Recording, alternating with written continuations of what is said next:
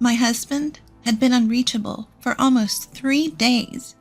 He said, "I won't reply for a while." but my concerns were growing. I thought I should contact the police soon. Just as I was thinking that, I got a call from one of my subordinates. "Ma'am, your husband passed away in an accident." Huh? Why did she call me? I couldn't think about that right now. I hurried to the hospital. There, I saw my husband's unrecognizable body. My name is Harper, 28 years old. I got married 2 years ago and live with my husband while working at an IT company. We want to have children someday, but not yet. My husband's name is Christopher, 2 years older than me. He is very dedicated to his job. Just the other day, there was talk of him getting a promotion. That day, as soon as he got home from work, he happily rushed up to me. "Harper, listen, I might get a position soon." "Really? That's amazing." "Yeah, I'm so happy. It's been tough, but I'm glad I worked hard." "Christopher, you've been working so much on your days off. I'm really happy for you. Congratulations." Yes, my husband was so dedicated to his job that he gave up his days off to work. He often worked late and came home just before the date changed. I worried about his heavy workload at times, but finally, it paid off. Seeing my husband so happy made me feel happy too. I can't lose either, I thought. I'll try harder too. However, since that day, I started to notice something off about Christopher. His overtime increased even more, and he wouldn't come home until after midnight. His weekend work, which used to be only a few times a month, gradually increased. And last month, he went to work, even on Saturdays. Not only that, but I felt his attitude towards me had become somewhat cold. We used to go out on our days off, but that stopped recently. Isn't that strange? Why doesn't he seem at all tired, despite working so hard? Concerned, I decided to suddenly ask my husband about it. I waited for him to come home late from work and brought up the conversation. "Hey, Christopher, can I talk to you for a minute?" "What? I'm tired and want to sleep." "Lately, you're always on your phone before bed. Even though you come home late, aren't you getting sleep deprived?" "What are you trying to say? How I spend my free time is my business, right?" "That might be true, but are you really that busy with work?" At my question, his expression stiffened for a moment. Not missing that, I pressed him further. "I understand you have a lot to do since you got promoted, but isn't it too hard? You have too many weekend work days. And isn't it bad for the company to overwork employees?" "I have no choice. I'm not doing overtime and weekend work because I want to." "But isn't it too much?" "You don't understand my job, Harper, do you? Don't butt in when I'm tired from work." With that, Christopher left the living room. After that, my uneasy feelings didn't go away. Then one day, I usually commuted by car, but on my way home from work, I got into an accident. I was rear-ended by another car and taken to the hospital by ambulance. I had bruises all over my body. After several tests to be safe, I was told to stay in the hospital for a few days. To have a change of clothes brought to me, I called my husband. However, no matter how many times I called, he didn't answer, and he didn't reply to the messages I sent. He should be done with work by now, so why? Until now, we could at least exchange messages during his overtime. I kept calling him every few minutes, and it finally connected an hour later. As I tried to explain the situation, he let out a big sigh. Ugh, you're so persistent. Can't you tell I'm working overtime if I don't answer the phone? "I'm sorry, but that's not the issue right now." "Huh? What do you mean?" "Actually, I got into an accident on my way home, and I'm in the hospital now. My whole body hurts, but they said there's no life-threatening injuries." "An accident? Ugh, what a pain you're causing." I involuntarily let out a, "Huh?" at his unexpected response. He continued mercilessly, as I was at a loss for words. "Stop getting into accidents when I'm busy. I'm not paying for the car repairs, all right?" "I understand, but I need you to bring me a change of clothes." "What? Why do I have to do that? I'm tired from work. And it's like a punishment game to go to the hospital for someone who got into an accident due to carelessness. Carelessness? Why are you talking like that? Besides, it wasn't my fault. It was the other drivers. Stop nagging. Anyway, I'm not going, and I won't reply for a while. Figure it out yourself. The call ended there. The busy tone echoed in my ear, pushing my heart to the limit. Before I knew it, I was in tears. Why did he speak like that? Aren't you worried about your wife who had an accident? He used to prioritize me over work. If I could, I'd want to get a change of clothes myself. My parents live far away, so I can't ask for their help.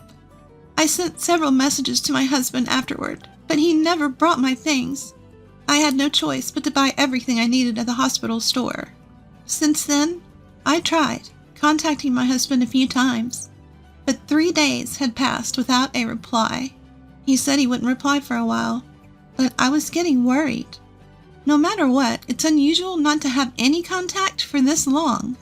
What if he got into an accident too? That anxiety crossed my mind. That's when I heard a knock on the hospital room door. When I responded with yes, my coworker Jasmine, who I usually get along with, came to visit me. Jasmine, you came! Thank you! I was surprised when I heard you had been in an accident after I contacted you since you hadn't been at work for a while. It's not a big deal. Just some bruises and a broken bone. It's more than enough. But I'm glad. You seem to be doing well. For a while, we chatted and laughed about trivial things. As visiting hours were ending, Jasmine started to get ready to leave. But then, she stopped and looked troubled. I cautiously asked her, "Jasmine, what's wrong?" I'm sorry, Harper. I don't think I should say this now, but I saw it. Saw? What did you see? I saw your husband walking with Daisy. What? When did that happen? 3 days ago. The Daisy Jasmine mentioned was a junior coworker at our company. I had been her mentor when she was a new employee. Even now, a few years later, we'd go to lunch together once a week. Why would she be with Christopher? Daisy and my husband should have last met at our wedding. Could it be? But there's no way they would do something like that. Despite thinking it was impossible, the worst-case scenario crossed my mind. According to Jasmine, she saw my husband with a suitcase and Daisy 3 days ago. Since then, Daisy has been on paid leave. I hesitantly called my husband's office, and my suspicion was confirmed. He had also applied for paid leave 3 days ago. At that moment, my suspicion turned to certainty. My beloved husband and the junior I cared for, being betrayed by both of them at the same time. Probably my husband's increased overtime and working on weekends were because he was meeting her. No, maybe they were already involved before that. As I recalled my husband's suspicious behavior, more and more things started to make sense. So that's why he became so cold. Surprisingly, it all made sense to me. Unconsciously, I called my husband. I hardly contacted him these past few days, thinking he wouldn't respond anyway. He probably wouldn't pick up after just a few attempts. But I couldn't just let him do as he pleased. I kept ringing his phone until he answered. 30 minutes after I started calling, my husband finally answered, sounding annoyed. What's your problem? I told you I wouldn't answer for a while. Why? Are you so busy that you can't even answer a call from your wife? Of course, I'm working every day. Even though you're on paid leave until tomorrow, what kind of work are you doing? Assuming he hadn't been caught yet, my husband hesitated for a moment. Still thinking he could deceive me, he quickly started making excuses. What are you talking about? I didn't take any paid leave. No use playing dumb. I already confirmed with the company. No, well, actually, I just suddenly wanted to take it easy. I've been relaxing at home these past few days. Oh, really? With Daisy? Even preparing a suitcase? I already know everything. Just confess. I couldn't help but raise my voice. Then, my husband realizing he couldn't hide it any longer, revealed his true colors. Ah, so you found out. Yes, I'm on a trip with Daisy. Now that you know, stop bothering me, you ugly woman. So, that's how it is. Why? Why with Daisy? Why do you think? She's younger and cuter than you. For such a reason. Enough already. I'm having fun on this trip. Don't bother me. Don't worry. I'll divorce you when I get back. He said, See ya. and hung up the phone. It was right after that. The love that I had for my husband turned into hatred. In an instant. I can't forgive him. To be betrayed in such a terrible way? I won't let them have their way. I'll definitely send them to hell. That's when I decided to take revenge on them. But before I could take matters into my own hands, divine punishment would come to them. The next day I was discharged from the hospital and started to regain some mobility. To prepare for my revenge, I opened my smartphone to search for a lawyer's office. Just then my phone rang. Daisy's name appeared on the screen. My husband's affair partner? Surprised for a moment, but I couldn't run away now. I gathered my courage and answered the call. Hello? Harper? Ma'am? I'm sorry. I'm so sorry. Isn't it common sense to apologize in person? Yes, you're right. But that's not the point right now. Huh? Daisy's voice was somewhat shaky. Then she said something that made me doubt my ears. Your husband has died in an accident. What? I was so shocked that I couldn't find the right words. Confused, I barely managed to respond to Daisy. He's dead? What are you talking about? Christopher is on a cheating trip with you, isn't he? Yes, that's true. But on the way home, Christopher got caught in an accident. According to Daisy's story, it seems the two of them were in an accident on their way home from the airport. Christopher was hit by a car, and although an ambulance was called right away, he didn't move a muscle. To my surprise, the hospital Christopher was taken to was the same one I was staying at. I quickly hung up the phone, explained the situation to the nurse, and headed to my husband's side. I had to move using crutches as my broken bone hadn't fully healed. Since I heard he had died, I assumed I'd be taken to a morgue or something, but incredibly, Christopher was still alive. However, he was seriously injured. Just after I arrived, a breathless Daisy rushed in. Seeing Christopher lying in the bed, she collapsed on the spot when she realized he was still alive. I had a lot to say, but unfortunately Christopher was in critical condition. I told Daisy we'd talk later, and we each went home that day. Days later, Christopher barely pulled through, but the accident left him paralyzed from the waist down, forcing him into a wheelchair.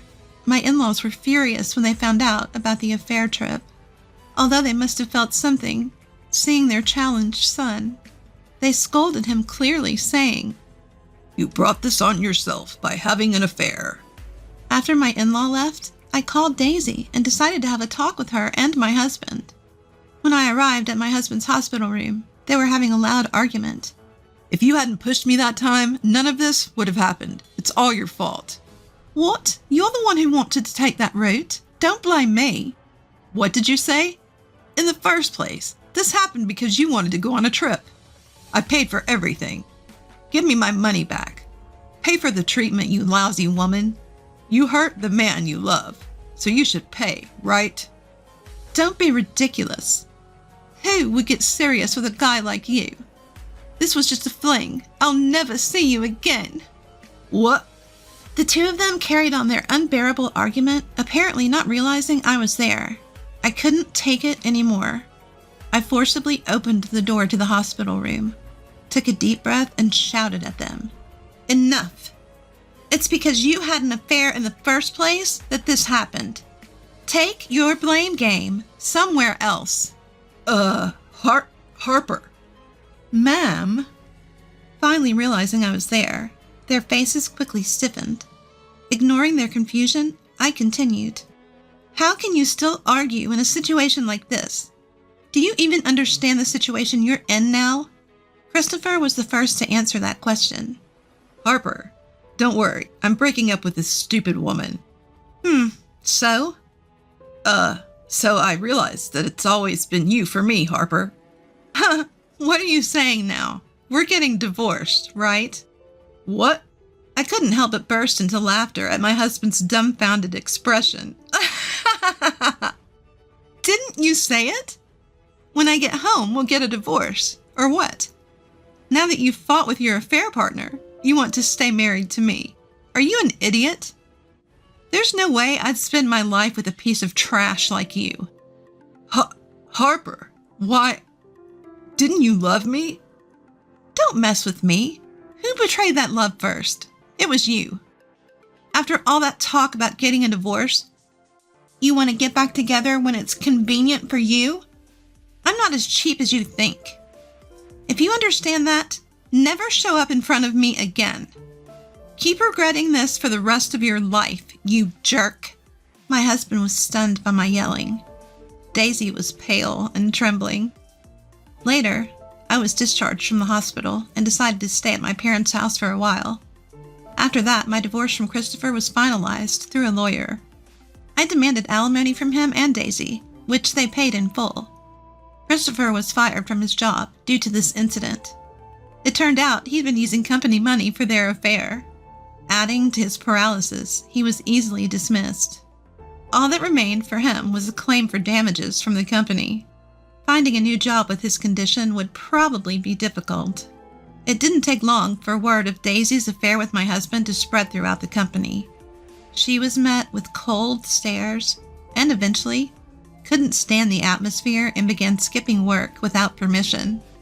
As a result, I heard she finally submitted her resignation. Now those two will probably never lead a decent life again. Even so, I don't feel sorry for them. This is a disaster they brought upon themselves. As for me, I rented an apartment near my workplace and started a new life. Many colleagues show concern or curiosity, but honestly, my feelings are mixed, and I can't describe how I feel. But such trivial rumors will probably die down soon. Now, I want to enjoy my life without being swayed by others.